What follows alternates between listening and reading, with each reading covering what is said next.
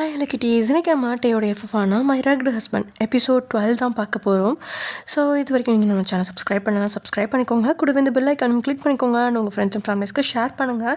Okay, வாங்க நம்ம வீடியோக்குள்ளே போகலாம்.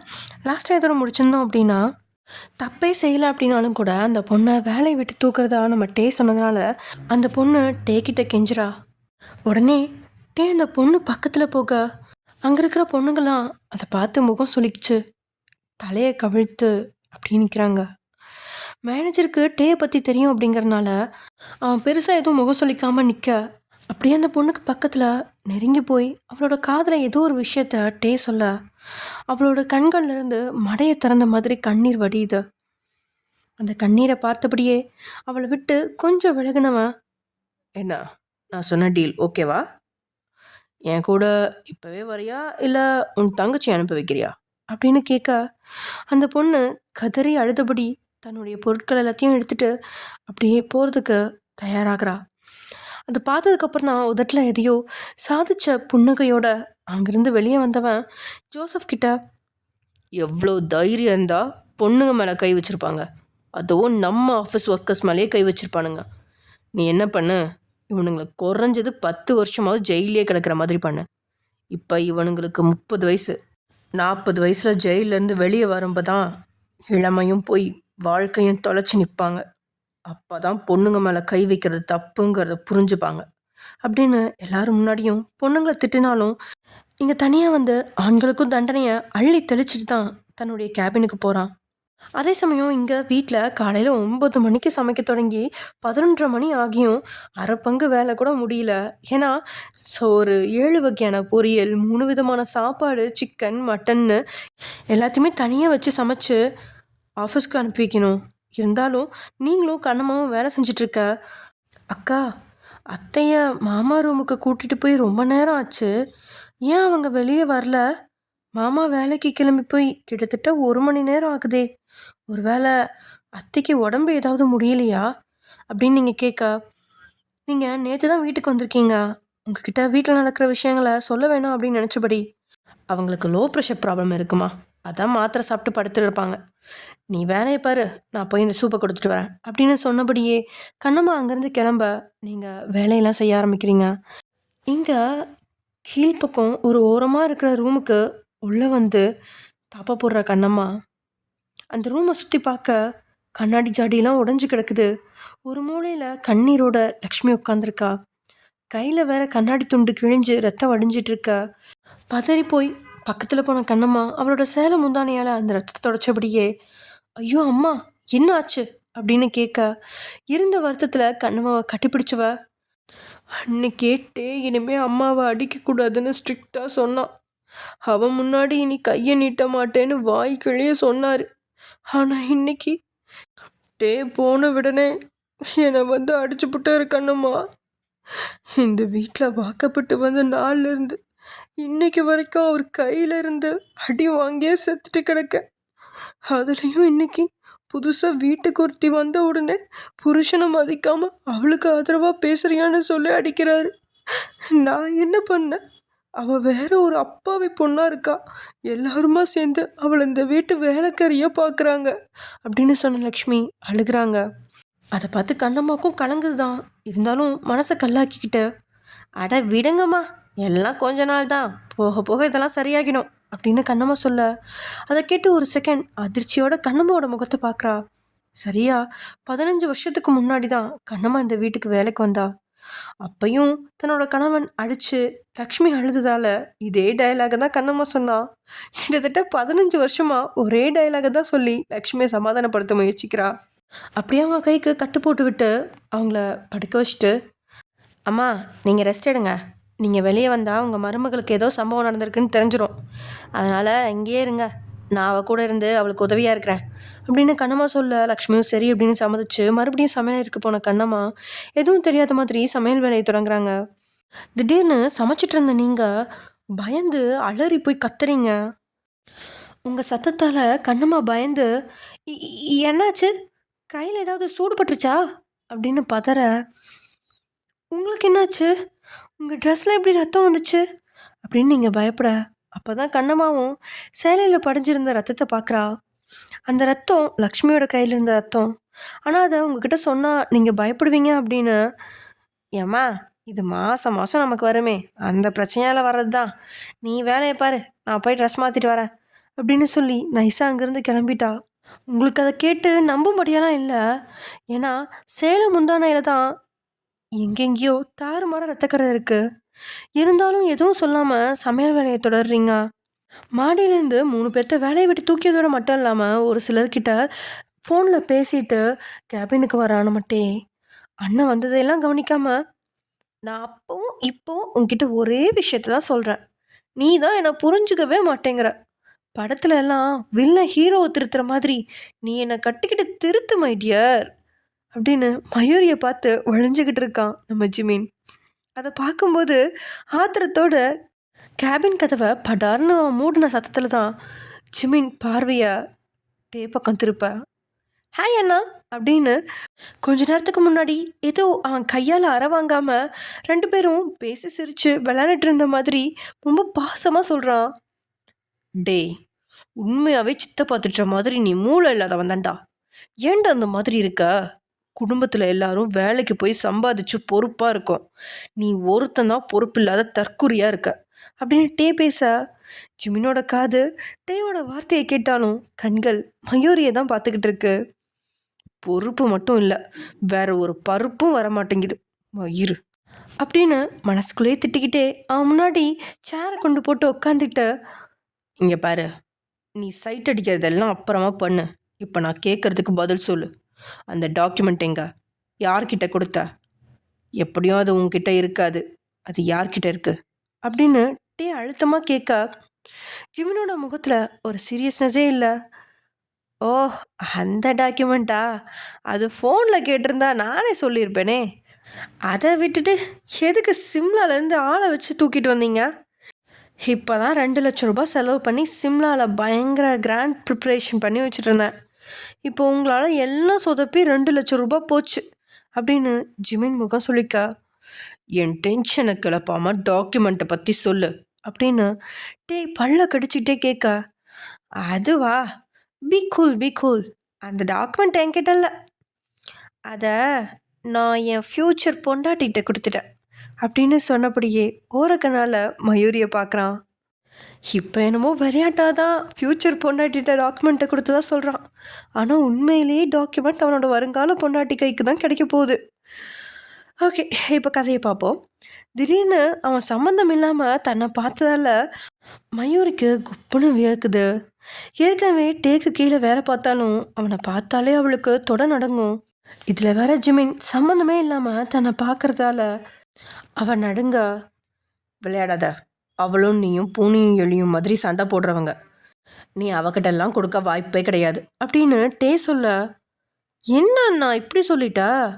உண்மையாகவே நான் என் ஃப்யூச்சர் பொண்டாட்டிக்கிட்ட தான் கொடுத்தேன் அப்படின்னு சொன்னபடி மறுபடியும் மயூரியை பார்த்து கண்ணடிக்கிறான். நன்னாரி பயலே, உனக்கு நான் என்னடா பாவம் பண்ணேன்? இத்தனை நேரம் நீ என்னை பார்த்து கிண்டல் பண்ணதுக்கு, உன்னை தூக்கி போட்டு மிதிக்காமல் இருந்ததுக்கு எனக்கு இதுவும் வேணும் இன்னமும் வேணும். என்னைய இன்னும் கொஞ்சம் நேரம் கிண்டல் பண்ணியிருந்தா கூட கேட்டுட்டு இருந்திருப்பேன். ஆனால் டேசர்கிட்ட கோத்து விட்டுறிய சண்டாளா.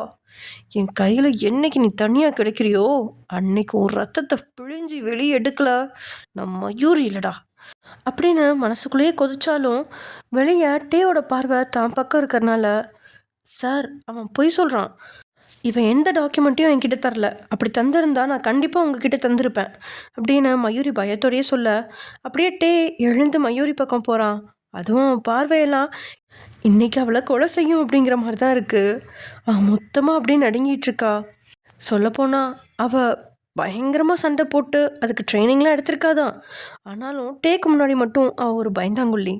இதனால் டே அவன் முன்னாடி போய் நிற்க, இவ்வளோ நேரம் சிரிச்சிட்டு இருந்த நம்ம ஜிமினோட முகம் கொஞ்சம் கொஞ்சமாக மாறுது.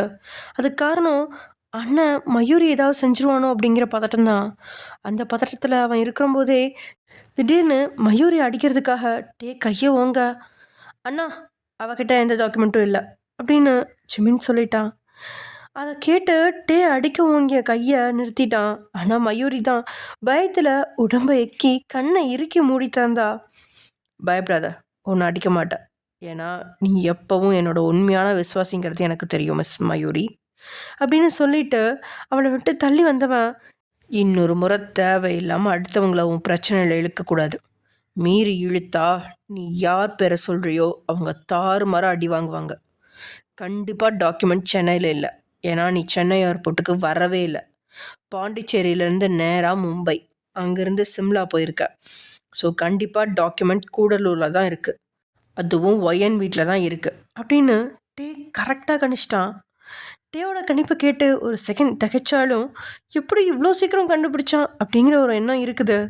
ஆனால் முகத்தில் துளியளவும் காட்டிக்காம, இங்கே பாரு தம்பி, நீ நல்லாவே கேஷுவலாக இருக்க மாதிரி மெயின்டைன் பண்ணுற, பட் என்கிட்ட இதெல்லாம் ஒர்க் அவுட் ஆகாது, சரியா?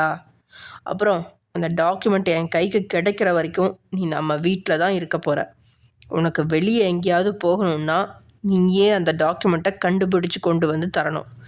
இல்லைன்னா நான் கண்டுபிடிக்கிற வரைக்கும் வீட்டில் அடங்கி கிடக்கணும், சரியா?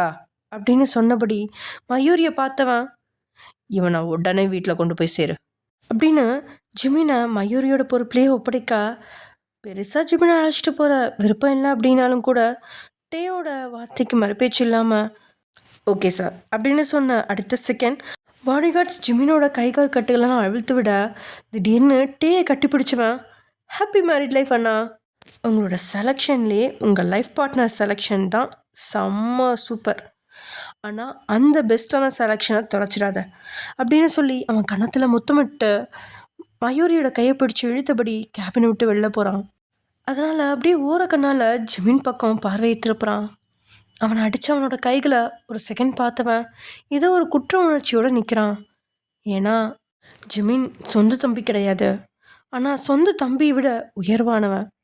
ஏன்னா சின்ன வயசுலேருந்து தனிமையில் இருக்க நம்ம டேயோட தனிமையை போக்க படைக்கப்பட்ட செல்வங்களில் ஒன்று லக்ஷ்மி அம்மா, இன்னொன்று நம்ம ஜிமின். ஆனால் என்ன, வளர வளர நம்ம ஜிமின்க்கு பிஸ்னஸில் எந்த ஒரு அக்கறையுமே இல்லை, பணத்தை சேமிக்கணும் அப்படிங்கிற எண்ணமும் இல்லை, குடும்ப கட்டுப்பாடுகளுக்கு ஒத்து போகிற மாதிரியும் அவன் இல்லை. இதனால தான் பாசம் இருந்தும் அவன் வெளியே காட்டிக்காமல் தம்பி மேலே கோபத்தை மட்டும் காட்டிகிட்டு இருக்கான். என்னதான் கோபத்தை கொட்டினாலும் உள்ளுக்குள்ளே இருக்கிற பாசம் ஒவ்வொரு நொடியும் தம்பி எங்கே இருக்கிறான் என்ன செய்கிறான் அப்படின்னு விசாரிச்சுட்டு தான் இருக்குது. இதெல்லாம் ஜிமின்க்கு தெரியும். அதனால தான் அண்ணன் அடித்ததையும் திட்டினதையும் அவன் பெருசாக எடுத்துக்கவே இல்லை. கொஞ்ச நேரம் மயூரியோட கையை பிடிச்சு இழுத்து அவன் அழைச்சி வர, அப்படியே அவன் கையில் ஓங்கி ஒரு மிதி, 2 அடி பின்னாடி போய் விழுகிறான். அப்படியே கொலை வெறியோட, அடிச்சனா செத்துருவ, என்ன டேசார்கிட்ட மாட்டி விட பார்க்குறியா? என்னைக்காவது தனியாக மாட்டுவல்ல, அன்னைக்கு இருக்கு உனக்கு அப்படின்னு அவள் ஆத்திரப்பட, என்னைய கல்யாணம் பண்ணிக்கிட்டேன்னு வச்சுக்கோ, தினமும் நான் தனியாக தான் உன் கூட இருப்பேன், அன்னைக்கு நீ என்னை என்ன வேணா பண்ணிக்கோ அப்படின்னு சொல்லி சீரியஸான நேரத்துலையும் அவளை பார்த்து கண்ணடிக்கிறான். மயூரிக்கு ஆத்திரம் தலைக்கு மேலே பொத்துட்டு வருது. ஆனால் ஜிமின் மேலே டேக்கு இருக்கிற பாசம் மயூரிக்கு நல்லாவே தெரியும். அவசரப்பட்டு ஜிமின் அடிக்கிறதுக்கு கையை ஓங்கிட்டா அவ்வளோதான், டே அந்த கையவே உடச்சி எடுத்துருவான். அப்படிங்கிறதுனால மட்டும்தான் ஐம்புலன்களையும் அடக்கிட்டு முடிஞ்ச அளவுக்கு சமாதானப்படுத்திக்கிட்டு அவள் அப்படியே வெளியில் போய் இங்கேயே வெயிட் பண்ணு, 2 மினிட்ஸில் வரேன் அப்படின்னு சொல்லி காரை எடுக்கிறதுக்காக போக, ஓகே பேபி அப்படின்னு அப்பையும் மயூரியை கடுப்பேற்றி அனுப்பி வைக்கிறான்.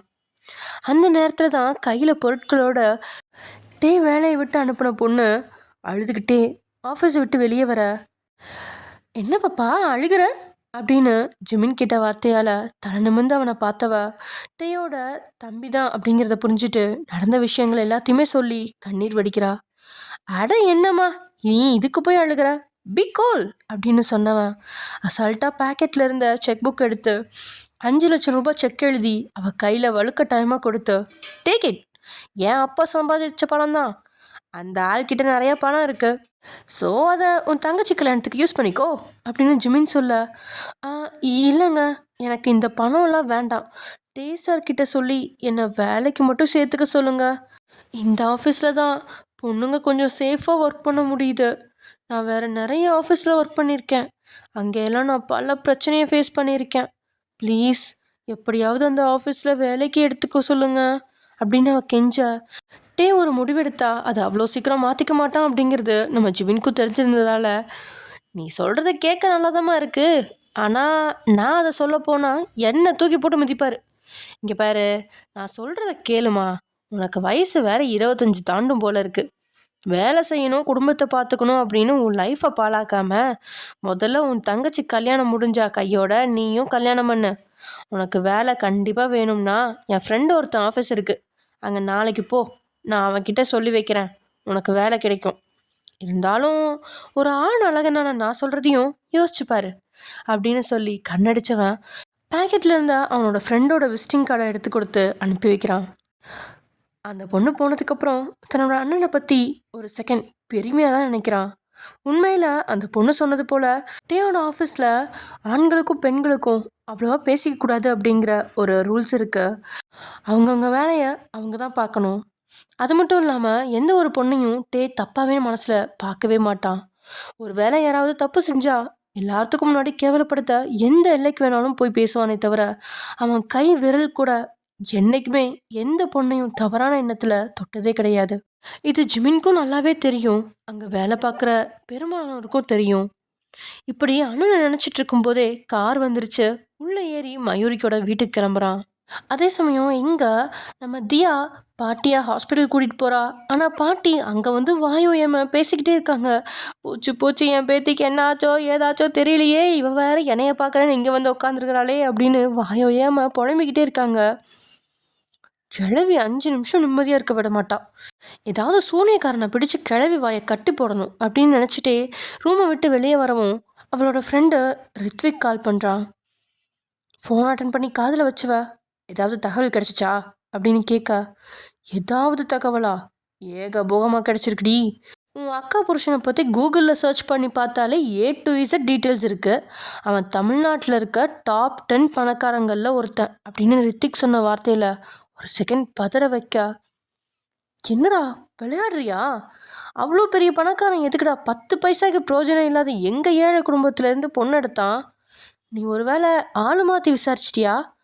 அவ்வளோ பெரிய பணக்காரனோட கல்யாணம் இந்நேரத்துக்கு டிவி ஃப்ளாஷ் நியூஸ் எல்லாத்துலேயுமே வந்திருக்கணுமே அப்படின்னு தியா கேட்க, தியா, நான் கரெக்டான ஆளை பற்றி தான் விசாரித்தேன். நீ சொன்ன அதே சந்தேகம் எனக்கும் இருக்குது. ஏன்னா இப்போ வரைக்கும் அவனோட ஸ்டேட்டஸ் கூட சிங்கிள்னு இருந்து மேரிட்னு மாற்றவே இல்லை. டிவி நியூஸ்லன்னு எதுலேயுமே அவனுக்கு கல்யாணமானதை பற்றி சொல்லவே இல்லை. அவன் ரொம்ப பெரிய பிஸ்னஸ்மேன், ஏகபோகமாக சொத்து இருக்குது. 20 தலைமுறைக்கு வேலைக்கு போகாமல் சாப்பிட்ற அளவுக்கு சொத்து பணம்லாம் இருக்குது. Exporting, marketing, share holding, shopping மால்னு அவன் கால் வைக்காத இடமே இல்லை. அந்த அளவுக்கு அவனுக்கு நிறைய கம்பெனி இருக்குது. விசாரித்த வரைக்கும் பொண்ணுங்க விஷயத்தில் ஆள் நல்லவன் தான். இருந்தாலும் ஒரு சிலர் அவன் பொண்ணுங்க கிட்ட ரொம்பவே கோவப்படுறவன்னு சொல்கிறாங்க. அதை மட்டும் கிளியராக கண்டுபிடிக்க முடியல. அப்புறம் அவன் மேலே போலீஸ் கேஸும் இருக்குது. அதுவும் சீட்டிங் பண்ணி சொத்தை ஆட்டையை போட்டான், பிஸ்னஸில் ஏதோ கொலாப்ஸ் பண்ணான், பொண்ணுங்களை டார்கெட் பண்ணி எதிரிகளோட பிஸ்னஸை பிளான் பண்ணுறான் அப்படின்லாம் போலீஸ் கேஸ் இருக்குது. ஆனால் அது எதுவுமே ப்ராப்பராக கோர்ட்டு வரைக்கும் வரல. அதுக்கு முன்னாடியே கம்ப்ளைண்ட் பண்ணவங்களே அந்த கேஸை வாபஸ் வாங்கிட்டாங்க. அவன் வீட்டுக்குள்ளே போகலான்னு முயற்சி பண்ணேன், சுத்தமாக முடியல. காம்பவுண்டுக்குள்ளேருந்து யாரையுமே உள்ளே விடலை. வீட்டில் வேலைக்காரங்க இருப்பாங்க, கரெக்ட் பண்ணலான்னு பார்த்தா ஒரே ஒரு வேலைக்காரி மட்டும்தான் இருக்கா போல இருக்குது. மற்றபடி அவன் வீடு ரொம்ப பெரிய பங்களா மாதிரி இருக்குது. பார்த்தா நீயே வாயை பொழப்ப அப்படின்னு ரித்திக் பேசிக்கிட்டே போக, ஏதோ ஒரு வசதி உள்ளவன் எங்கேயோ வச்சு தன்னோட அக்காவை பார்த்து பிடிச்சி போய் கல்யாணம் பண்ணிக்கிட்டான் அப்படின்லாம் யோசிச்சு பார்க்குறா. ஆனால் இவ்வளோ பெரிய பணக்காரன் அப்படின்னு சொன்னதால் குழம்பி போய் கூகுளில் செக் பண்ணி பார்க்க டேவோட ஃபோட்டோவோட ஏராளமான தகவலும் வர தொடங்குது. ஃபோட்டோவில் பார்க்குறதுக்கே பொண்ணுங்களையும் பசங்களையும் மயக்கிற அளவுக்கு ஒரு தோற்றம். ஸ்டைலிஷாகவும் அதே சமயத்தில் பிஸ்னஸ்மேன்களுக்கே உரிய தனித்துவமான தோற்றத்தோடு இருந்த அவனை பார்த்த பிரமிக்கிறா. என்ன அவன் பார்க்கறதுக்கே வேற லெவலில் இருக்கான். எல்லாத்தையும் விட இவன் சொத்து மதிப்பு 1000 கோடிக்கு மேலே கிடக்கும் போல இருக்கு. எப்படி இவன் ஏன் அக்காவை கல்யாணம் பண்ணான்? சம்திங் ராங் அப்படின்னு அவளோட வக்கீல் மூலம் வேலை செய்ய தொடங்கும்போது பக்கத்து வீட்டு பாண்டிக்கிட்ட இருந்து ஃபோன் கால் வருது. அதை அட்டன் செஞ்சு பேசி அதிர்ச்சி அடைஞ்சு பாட்டியை அங்கேயே விட்டுட்டு அவசர அவசரமாக ஆட்டோவில் வீட்டுக்கு போனவளுக்கு ரொம்ப பெரிய அதிர்ச்சி. ஏன்னா உங்கள் சித்தப்பாவோட வீட்டில் இருக்க பெரும்பாலான பொருட்கள் எல்லாமே தாறுமாறாக கிடக்க, வீட்டுக்கு பின்னாடி இருக்கிற அலமோட வீட்லேயும் அதே மாதிரி தான் தாறுமாறாக கிடக்குது. அங்கே நின்றுக்கிட்டு இருந்த வேலைக்காரிக்கிட்ட அக்கா என்னாச்சு அப்படின்னு தியா விசாரிக்க, ராசாத்தி உன் அக்காவோட ஆத்துக்காரன் அனுப்பி வச்சதா சொல்லி 4-5 தடிமாடு பசங்க வந்தாங்க. அவனுங்க கூட 4-5 போலீஸ்காரனுங்களும் வந்தானுங்க. வீட்டுக்கு வெளியேன்னு எல்லாத்தையும் தாறுமாற புரட்டி போட்டு எதையோ தேடிட்டு எதுவும் கிடைக்கலன்னு டென்ஷன் ஆகிட்டு போனானுங்க அப்படின்னு அவ சொன்ன வார்த்தையால் இன்னும் பயம் மனசை தொத்திக்குது. என்ன இவங்க ரொம்ப கன்ஃபியூஸ் பண்ணுறாங்களே. ஏற்கனவே அக்கா அவ்வளோ பெரிய பணக்காரனா கல்யாணம் பண்ணதே நம்ப முடியல. இதில் அக்கா புருஷன் எதுக்காக இந்த வீட்டுக்குள்ள எதையோ தேடி ஆக்கில் அனுப்பிச்சி வச்சுருக்கான் அப்படின்ற யோசனை நின்றுட்டு இருக்கும்போதே வெளியே வந்த உங்கள் சித்தி, அடியே அக்கா தங்கச்சிம்மா சேர்ந்து ட்ராமா பண்ணுறீங்களா? உன் அக்காவோட புருஷன் என்னடானா அவனுக்கு தேவையான பொருள் இங்கே இருக்குன்னு சொல்லி எங்கள் மொத்த வீட்டையும் களைச்சி போட்டான். அவன் மனசில் என்னடி நினச்சிட்ருக்கான் அப்படின்னு தியாவை மல்லுக்கட்ட வர அவ்வளோ நேரம் சாதாரணமாக நின்றுட்டு இருந்தவளோட முகம் அப்படியே அனலாக சிவக்குது. அவளோட முகம் சிவந்ததில் உங்களோட சித்தியோட வாய் அப்படியே மூடிடுது. தியா கிட்ட அவசரப்பட்டு வாயை விட்டுட்டோமோ அப்படின்னு நினச்சி முடிக்கிறதுக்குள்ளேயே அங்கிருந்த மண்பானை தியாவோட கால் மீதியில் உடஞ்சு, நீ இப்போ என்ன சொன்ன? இது உன் வீடா? இந்த வீடு என் அப்பாவோட வீடு. நீயும் புருஷனும் என் பாட்டியை ஏமாற்றி மொத்தமாக ஆட்டையை போட்டு வச்சுருக்கீங்க. நான் இப்போ நினச்சா கூட போலீஸில் கேஸ் போட்டு நானே உங்களுக்கு எதிராக வாதாடி இந்த மொத்த சொத்தையும் என் பேருக்கு மாற்ற முடியும்.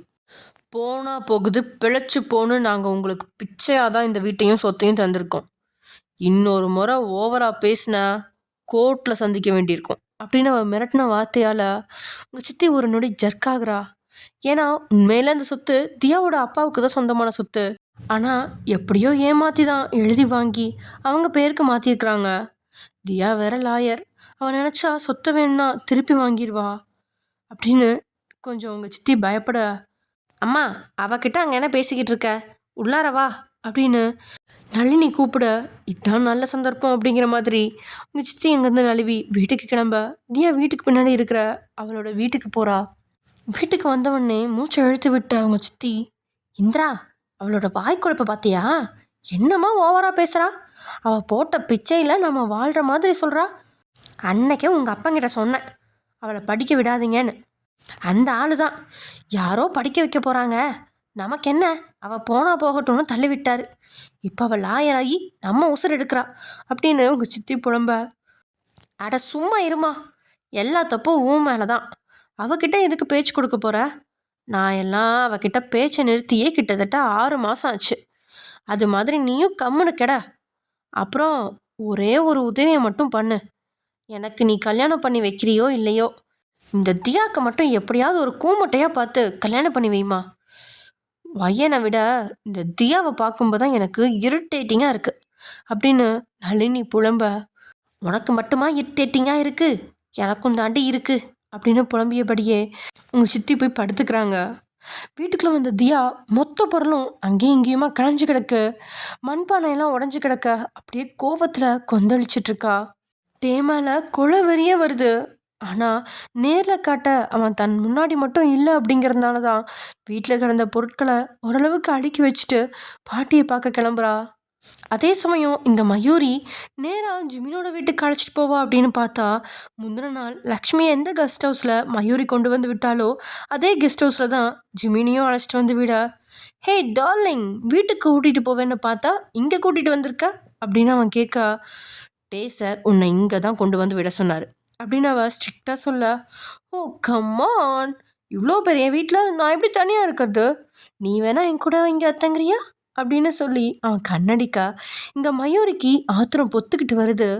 பல்ல கடிச்சு எப்படியோ தன்னை சமாதானப்படுத்த முயற்சிக்கிறா. மிஸ்டர் ஜிமின், ஒழுங்கா இங்கேயே இருங்க, அதை விட்டுட்டு தப்பிச்சு போகணும்னு கனவுல கூட நினைக்காதீங்க அப்படின்னு சொல்லிட்டு அங்கேருந்து மயூரி கிளம்ப, ஹேய் உண்மையாக தான் என்னை விட்டுட்டு போறியாடி, நான் எப்படி இங்கே தனியாக இருக்கிறது அப்படின்னு அவன் கத்த, முடிஞ்சா தனியாயிரு, இல்லைன்னா தூக்கு மாட்டி சாகுடா அப்படின்னு சொல்லிட்டு மயூரி அங்கேருந்து கிளம்ப, போடி போ, இந்த காற்றாற்று வெள்ளத்தெல்லாம் அடைச்சி வைக்க முடியாது அப்படின்னு சொன்னவன் வீட்டை விட்டு வெளியே வர முயற்சிக்க அதுக்குள்ளே வீட்டை சுற்றி 25க்கும் மேற்பட்ட பாடி கார்டுகள் வந்துட்டாங்க. அதோட ஜிமினியும் வீட்டை விட்டு வெளியில் போகவே விடல. லைக் இது ஒரு ஹவுஸ் அரெஸ்ட் மாதிரி இருக்குது. அதை நினச்சி செம்மையாக கோவம் வருது. அதை விட முக்கியமாக தூக்கம் வந்ததால் நேராக போய் சோஃபாவில் குப்புறப்படுத்தி தூங்க ஆரம்பிச்சிட்டான். இப்படியே நேரங்கள் கிடக்குது. சாயங்காலம் வேலை எட்டி பார்க்குது. காலையில் சமைக்க தொடங்கினது. சமையல் வேலை 12:30 மணிக்கு தான் முடியுது. அதுக்கப்புறம் சாப்பிட்டு முடிச்சுட்டு சின்ன சின்ன வேலைகள்லாம் இருக்குது. இப்போது மணி 5:30 ஆகுது. இப்பயும் தோட்டத்தை சுத்தம் செஞ்சு, மாடியை சுத்தம் செஞ்சு, வீட்டுக்கு வெளியே நின்று நாயையும் குளிப்பாட்டிட்டு கார் பார்க்கிங்குள்ளே வரீங்க. நீங்கள் ஏதோ 1-2 கார் தான் நிற்கும் அப்படின்னு எதிர்பார்த்து தான் கார் பார்க்கிங்குள்ளே வரீங்க. ஆனால் உள்ளே குறைஞ்சது 20க்கும் மேற்பட்ட கார் நிற்கிது. அதை பார்த்து அடுத்த நொடி முகம் துவண்டு போகுது. அக்கா, என்னால் முடியல. நான் என்னோட சித்தப்பா வீட்டில் காலையிலேருந்து ராத்திரி வேலை பார்த்துருக்கேன். ஆனால் இப்படி வேலை பார்த்ததில்ல. உடம்பெல்லாம் வலிக்குது. படுத்தா கொஞ்சம் நல்லா இருக்கும்னு ஃபீல் பண்ணுறேன் அப்படின்னு நீங்கள் முகம் சுளிக்க, கண்ணம்மாவுக்கெலாம் அந்த சோர்வே இல்லை. ஏன்னா அவளுக்கு பழகிருச்சு. இருந்தாலும், அட விடுமா, மொத்தம் 27 கார் தான் இருக்குது, சீக்கிரமாக க்ளீன் பண்ணிடலாம், வா சீக்கிரமாக வா தொடங்குவோம் அப்படின்னு சொல்லி ஒரு பக்கம் க்ளீனிங்கை தொடங்கும் போதே காலையிலே ரூமுக்குள்ளே அடைஞ்சு கிடந்த லக்ஷ்மி இப்போது மருமகளுக்கும் வேலைக்காரிக்கும் சேர்த்து இஞ்சி டீ போட்டு கொண்டு வந்து கொடுக்குறா. தென் 3 பேரும் சேர்ந்து வேலையை பார்க்குறாங்க. லக்ஷ்மி அவளோட கையில் இருக்க காயம் தெரியாத மாதிரி புடவையால் மறைச்சிருக்கா. நீங்கள் அதை கவனிக்காமல் வேலையில் கவனம் செலுத்துறீங்க. ஒரு வழியாக 7 மணி அளவில் வேலையெல்லாம் முடிச்சு 3 பேரும் வீட்டுக்குள்ளே வர நேரத்தில் சரியாக டேயும் வீட்டுக்குள்ளே வந்துட்டான். அவனை பார்த்து உங்கள் முகம் வாடி நின்னாலும் லக்ஷ்மிக்கு பயங்கரமான மகிழ்ச்சி. மின்னல் வேகத்தில் சமையல் அறைக்கு போனவ மகனுக்காக ஜூஸ் போட்டு கொண்டு வந்து கையில் கொடுக்க, அவனோட காந்த பார்வைக்கு லக்ஷ்மியோட கையில் இருக்கிற காயம் அவளுக்கு தெரிஞ்சிருது. அப்படியே லக்ஷ்மியோட கையை பிடிச்சவன் கை எப்படி கேரிச்சு அப்படின்னு கேட்க, சேலையால் மறைச்சிருந்தும் கூட அவன் பார்வை கண்டுபிடிச்சதால ஒரு நொடி அவள் தடுமாறி யோசிக்கிறா. அது ஒன்றும் இல்லைப்பா, டேபிளோட சைடில் கை பட்டு கீறிடுச்சு அப்படின்னு கணவனை மாட்டி விடாமல் மாற்றிட்டா. ஏம்மா கவனமாக இருக்க மாட்டேங்கிறீங்க? இனிமேல் கொஞ்சம் கவனமாக இருங்க. நான் அந்த டேபிளை மாற்றிட்டு வேறு டேபிள் மாற்றி போட சொல்கிறேன். ரொம்ப கவனமாக இருங்க அப்படின்னு லக்ஷ்மி கிட்ட சொன்ன வார்த்தையை கேட்டு நீங்கள் அப்படியே உருகி போயிட்டீங்க. பெத்த அம்மா மேலே கூட பிள்ளைங்க பாசம் காமிக்க மாட்டாங்க. இதில் சித்தி மேலே இப்படி ஒரு பாசம் வைக்கிற மகனா அப்படின்னு புல்லரிச்சு நிற்க, கண்ணம்மா நீ சமையல் ரூமுக்கு போ, வயன் நீ போய் ஃப்ரெஷ் ஆகிட்டு வாமா அப்படின்னு 2 பேரையும் அங்கேருந்து லக்ஷ்மி அனுப்பி வச்சுட்டு, நான் உன்கிட்ட ஒரு முக்கியமான விஷயம் பேசணும்ப்பா அப்படின்னு லக்ஷ்மி சொன்ன அடுத்த செகண்ட் அவன் பார்வை கை கடிகாரத்தில் தான் போகுது. ஏன்னா அடுத்த 1.5 மணி நேரம் அவன் லேப்டாப் முன்னாடி உட்காந்து வேலை செய்ய ஆரம்பிக்கணும். இருந்தாலும் சரி சொல்லுங்க என்ன விஷயம் அப்படின்னு கேட்க, வயன் ரொம்ப நல்ல பொண்ணுப்பா, அவளை நீ கல்யாணம் பண்ணி ராணி மாதிரி பார்த்துக்கு தானே கொண்டு வந்திருக்க. அவன் ஒன்றும் இந்த வீட்டு வேலைக்காரி இல்லை, பாவம்ப்பா. காலையில் சமையக்கட்டுக்கு வந்தது தான், இப்போ தான் எல்லா வேலையும் முடிச்சு ரூமுக்கு போகிறா. அவள் மனசு எவ்வளோ கஷ்டப்படும். அவள் வேற ஏதோ படிக்கணும்னு எல்லாம் ஆசைப்படுறா. அவளை ஏதாவது பெரிய காலேஜில் சேர்த்து விடுப்பா. அவள் வேலை செய்கிறத பார்க்கும்போது கஷ்டமாக இருக்குது அப்படின்னு கணவர்கிட்ட சொல்ல முடியாது அப்படின்னு நம்ம கிட்ட லக்ஷ்மி ஐஸ் வைக்க, என்ன சொன்னீங்க? படிக்க ஆசைப்படுறாளா? மனசாட்சியை தொட்டு சொல்லுங்க, நான் அவளை படிக்க அனுப்புவேன்னு நீங்கள் நினைக்கிறீங்களா அப்படின்னு அவன் அழுத்தமாக கேட்க, அவனோட அழுத்தத்திலேயே அவன் விடமாட்டான் அப்படிங்கிறது தெரியும். இருந்தாலும் என் பையன் மேலே நம்பிக்கை இருக்குது, அவன் கண்டிப்பாக அவளை படிக்க விடுவான் அப்படின்னு லக்ஷ்மி ஏதோ விட்டு போட்டு பார்க்குறா. அதை கேட்டு பார்வையை இன்னொரு பக்கம் சுழற்சியபடியே ஏதோ சில செகண்ட்ஸ் யோசிச்சவன், அதுக்கெல்லாம் வாய்ப்பே இல்லை. ஏற்கனவே ஒருத்தி ஓவராக படித்ததுனால தான் நம்ம குடும்ப மானத்தை வாங்கிட்டு போயிட்டா. அது மாதிரி இவளும் படித்து கிழித்து குடும்ப மானத்தை வாங்கணும்னு அவசியம் இல்லை. அவள் ஒன்றும் அடுத்தவன் வீட்டில் வேலை பார்க்கல, சொந்த வீட்டில் தான் வேலை பார்க்குறா. இதில் எந்த தப்பும் கிடையாது. அப்புறம் ஃபைனலாக ஒன்று சொல்கிறேன், இன்னொரு முறை இந்த டாபிக் என்கிட்ட பேசாதீங்க. ஏன்னா அவள் மேலே படிக்க போனால் என் வாழ்க்கையை விட்டு அவன் நிரந்தரமாக போக வேண்டியிருக்கும் அப்படின்னு வார்த்தையாலேயே லக்ஷ்மியோட வார்த்தைக்கு முற்றுக்கட்டை போட்டு அங்கேருந்து போயிடுறான். எப்படியாவது மருமகளை படிக்க வைக்கலாம், வீட்டு வேலைக்காரி ஆக்கக்கூடாது அப்படின்னு ஏதோ முயற்சி செஞ்சா.